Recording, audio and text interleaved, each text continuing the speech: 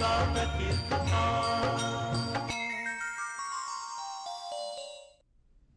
जय माता दी। मैं हूं उर्वशी जैन और आप सभी का अभिनंदन करती हूं दाती संघ नवरात्रे में। अब दर्शकों वक्त आ गया है कि आपकी जो इंतजार आप कर रहे हैं आप लोगों के रूबरू करवाएं।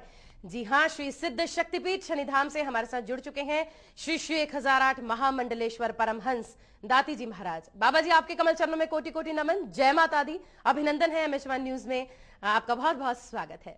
आज मां के किस स्वरूप की आराधना की जाती है, मां भगवती के विभिन्न स्वरूपों के ऊपर चर्चा आप संग जारी है। तो आज की चर्चा आगाज करेंगे आज मां के अद्भुत स्वरूप के साथ। हर रोज एक दिन पहले बताता हूं कि कल क्या होना है। कल मैंने ब्रह्मचारिणी की चर्चा करी थी, आज मैं मां चंद्रघंटा की चर्चा करूंगा।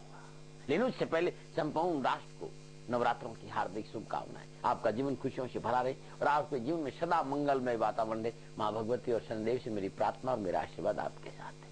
नवरात्रि की तीसरे दिन में भगवती दुर्गा की शक्ति चंद्रघंटा की उपासना का दिन होता है। मां का ये रूप पाप ताप समस्त विघ्न बाधाओं से मुक्ति प्रदान करता है और परम शांतिदायक और कल्याणकारी है। मां चंद्रघंटा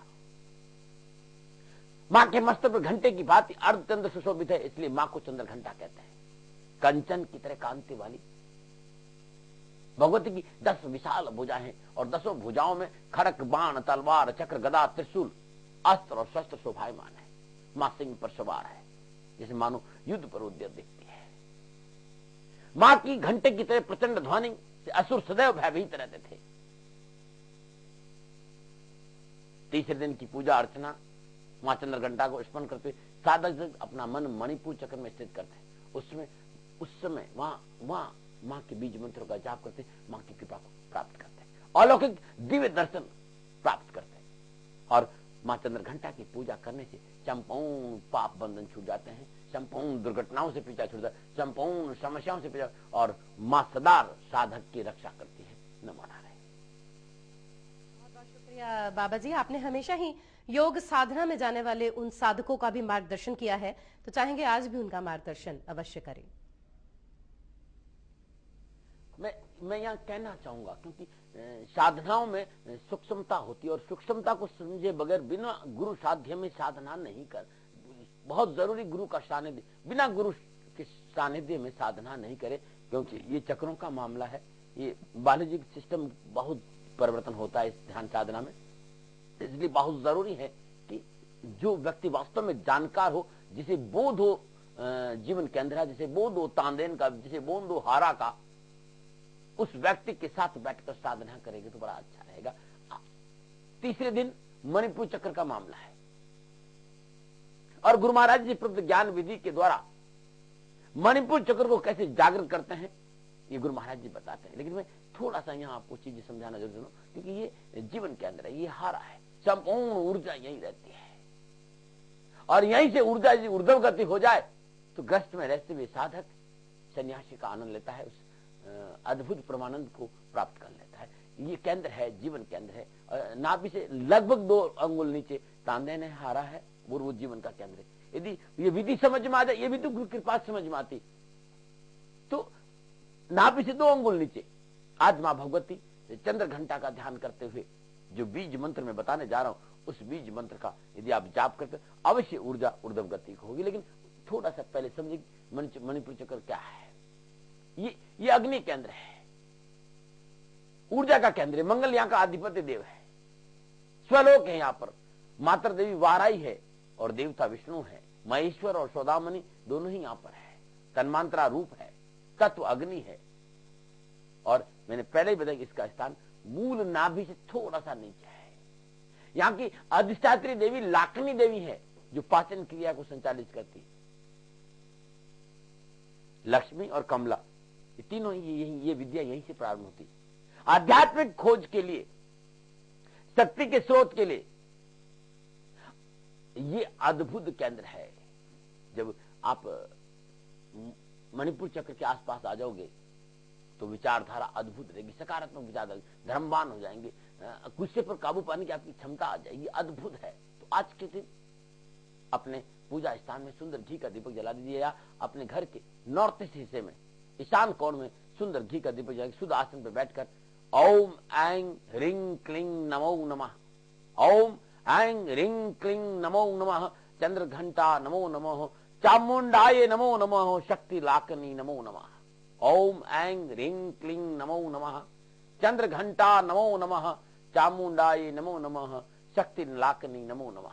ये ऐसा मंत्र है जो दिव्य प्रभाव आपको देगा, मां भगवती के दर्शन की ओर लेके जाएगा, ऊर्जा को ऊर्ध्व गति करेगा और आपका जीवन खुश है। लेकिन फिर मैं कहना चाहता हूं इस मंत्र को कैसे भीतर के उस तारों के साथ जोड़े, ये सदगुरु कृपा से प्राप्त होगा। इस पर मैंने बहुत काम किया है और हर रोज सैकड़ों जोड़े मेरे साथ बैठकर इस मंत्र की साधना करते, मैं स्वयं साथ करता हूं। अद्भुत है शनिधाम में ये दृश्य नमो नारायण। प्रश्न इससे पहले कि हम अपना अगला प्रश्न पूछें, गृहस्थियों के लिए जो आपने हवनों का जिक्र किया है, जो सैकड़ों जोड़ों का जिक्र किया है, क्या अभी उसके लिए पंजीकरण संभव है? जो लोग आज का कार्यक्रम देखने के बाद शनिधाम आना चाहें और इन हवन का हिस्सा बनना चाहे, क्या उनके लिए कोई प्रावधान है? माँ अब तो दर्शक बना जा सकता है, अब देख सकते हैं, अब भाग नहीं ले सकते क्योंकि समय निकल जा चुका है। अब दर्शन कर सकते हैं, शाम के समय 6 बजे सभी लोग बैठते हैं, आप लोग बाहर से दर्शन, हजारों जोड़े हैं जो मेरे साथ बैठकर ये 5 घंटा अद्भुत साधना करते हैं, अद्भुत दिव्य जाप, स्वगान सहज साधना योग के माध्यम से कैसे भीतर जाया जाए, कैसे भीतर की तरंगों के साथ जुड़ा जाए, कैसे भीतर की उस अनुभूति को प्राप्त जाए, मैं स्वयं रहता हूं और इस जाप में हम जाते हैं। अब दर्शक बन सकते हैं और दर्शन करने मात्र से भी कल्याण होगा, क्योंकि वो ऊर्जा तो अद्भुत है ना, जहां हजारों जोड़े एक साथ बैठकर मंत्र जाप कर वो वायुमंडल में उस ऊर्जा का, उस प्रणव का प्रभाव तो अद्भुत है। उसके आसपास से भी गुजर जाओगे तो तुम्हारा कल्याण हो जाएगा। नमो नारायण। आप पूछना चाहेंगे उनके लिए प्रश्न, जो गृहस्थी हैं उनके लिए सरल सा अनुष्ठान करने के लिए, माँ की उपासना करने के लिए माँ चंद्र घंटा को किस विधि से वो प्रसन्न करें? गृहस्थ लोगों के लिए बड़ा सरल है। आज के दिन चंद्र घंटा की पूजा के दिन सर्वप्रथम लकड़ी की चौकी पर लाल वस्त्र बिछा दीजिए, मां चंद्र घंटा की मूर्ति अंगुश प्रमाण या फिर तस्वीर स्थापित करें, दुर्गा यंत्र के साथ स्थापित, और हाथ में लाल पुष्प लेकर मां का ध्यान करें, मां से प्रार्थना करें, अपनी समस्याओं का ध्यान करें और मां के सिर चरणों में अर्पित करें। तत्पश्चात मनोकामना गुटिका तैयार करें। मनोकामना गुटिका जो आप जैसे जो भी समस्या आपके, वैसे मां चंद्र घंटा संपूर्ण दुर्घटनाओं का निवारण करती है, जीवन के संपूर्ण कष्टों का निवारण करती है। तो 7 मुट्ठी साबुत मसूर ले लीजिए, लाल कपड़े में बांध दीजिए, अपने कष्ट का ध्यान करते इसे पोटली बनाकर मां के सिर चरणों में रख दीजिए और सिंदूर से तिलक कर दीजिए। पुनः अपने हाथ में पुष्प लेकर मां का ध्यान करें, मां चंद्र घंटा का ध्यान करें, ओम चम चंद्र घंटाय हुं, इस मंत्र का जाप करते हुए ये पुष्प मनोकामना गुटिका पर छोड़ दीजिए। तत्पश्चात पंचोपचार पूजन करें, धूप दीप नैवेद्य पुष्प और अक्षत अर्पित करें, मां के आगे जोत जलाए। ओम ऐं ह्रीं क्लीं चामुंडाय विचे ओम चंद्र घंटा देवी नमः, ओम ऐं ह्रीं क्लीं चामुंडाय विचे ओम चंद्र घंटा देवी नमः। इस मंत्र का पुनः 3 माला 108 बार, 7 माला 11 माला जाप करें। जाप के उपरांत मां से प्रार्थना करें, भजन करें, कीर्तन करें और मां की आरती करें। आपके जीवन की संपूर्ण खुशियां आपको प्राप्त होगी। नमो नारायण। बहुत बहुत शुक्रिया दाती जी महाराज, इतनी सुंदर आपने जानकारी दी है जो शास्त्रों में पढ़ने के बाद ही कोई आम व्यक्ति जो है उसे जान पाए। आप यदि दाती जी महाराज से अभी इस कार्यक्रम में जुड़ना चाहते हैं, हमारा स्टूडियो नंबर डायल करें। आप दाती जी महाराज द्वारा निर्मित दाती गुरु मंत्र जन्म कुंडली प्राप्त करना चाहते हैं या किसी भी विषय के ऊपर, बाबा जी ने हजारों विषय के ऊपर पुस्तकें लिखी हैं, आप किसी भी विषय के ऊपर अपना मनपसंद विषय पढ़ना चाहते हैं नवरात्रों के दिनों में, तो आप स्क्रोल वाले नंबर्स नोट करना ना भूलिएगा जो शनिधाम के हैं, आप उन पर संपर्क करें, अतिरिक्त जानकारी एकत्रित करना ना भूलिएगा। बाबा जी, मां चंद्र घंटा नाम से लगता है कि वो बहुत सौम्य है, तो वो हमें किस तरह से लाभ देने वाली हैं? और आने वाले 6 महीनों में हम राशियों के अनुसार चर्चा आरंभ करना चाहेंगे आपके साथ। मां चंद्र घंटा का अधिपति देव मंगल है। यदि दुर्घटनाएं हो रही है, ऋण बहुत जाता है, कर्जा बहुत ज्यादा है और यात्राओं में प्रॉब्लम आ रही है, तो दुर्घटना से छुटकारा देती, ऋण से मुक्ति देती, कर्जे से मुक्ति देती और यात्राओं में लाभ देती। यात्राओं के हिसाब से कैसे रहेगा ये तो मैं बात करना चाहता हूं मेष, वृषभ और मिथुन राशि की, कि दुर्घटनाओं के हिसाब से, ऋण के हिसाब से, यात्राओं के हिसाब से आने वाले 6 महीने कैसे रहेंगे। मेष राशि, मां चंद्रघंटा की अपार कृपा से आने वाली इन 6 महीने नवरात्रि शुभ फल का संकेत दे रहे हैं। घर में मांगलिक कार्य, शादी विवाह तो कर्जा लेना पड़ सकता है। कर्जा लेते समय कानूनी नियम को नजरअंदाज नहीं करे, कारण कोई भी हो यात्रा करनी पड़ेगी। यात्रा में थोड़ा सा कष्ट है, सावधानी बरतनी पड़ेगी। यात्राओं में बुजुर्गों की सलाह नजरअंदाज नहीं करे, इस बात का ध्यान रखें। नमूना बात करते हैं वृषभ राशि। वृषभ राशि वालों, ये नवरात्रि ऋण मुक्ति और कर्जों के दृष्टिकोण से सकून भरे नजर आ रहे हैं। पिछले कारोबार के लिए लिया गया कर्जा से छुटकारा मिलेगा। नवीन योजनाओं के लिए सहज ऋण की प्राप्ति होगी, लाभदायक रहेगा। लंबी यात्राओं के लिए समय अनुकूल नहीं, थोड़ी सी सावधानी है। वाहन आदि चलाते समय दुर्घटना की संभावना है, लापरवाही नहीं करें। 2 अगस्त के बाद मनोनुकूल और धार्मिक यात्राओं का लाभ अवश्य मिलेगा। नमोनारायण। और बात करते हैं मिथुन राशि। मिथुन राशि वालों के लिए ये नवरात्रि संकेत देने की आयात और निर्यात के कार्य में ऋण लेना चाहते हैं तो आपके लिए अनुकूल है।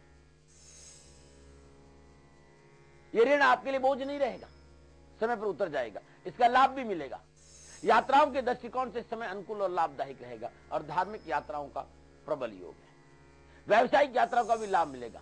अगस्त के बाद ऋण संबंधी मामलों को निपटाने के लिए अति उत्तम समय है। नमोनारायण। मेष, वृषभ, मिथुन, दुर्घटनाओं के से कैसे रहेगा, कर्जे से समय कैसे रहेगा, यात्राओं के हिसाब से कैसे रहेगा, मैंने ये बताया। मैं फिर आगे बताऊंगा कर्क, सिंह और कन्या का, और मैं आपके सवालों का जवाब देने के लिए भी तैयार हूं। नमोनारायण। कहा 4230000102 हमारा स्टूडियो नंबर। यदि आप इस समय दाती जी महाराज से अपनी किसी भी समस्या का समाधान प्राप्त करना चाहते हैं। लौटते हैं बाबा जी के साथ इसी कार्यक्रम में आपके टेलीफोन कॉल्स के साथ इस ब्रेक के बाद। विजय दुर्गम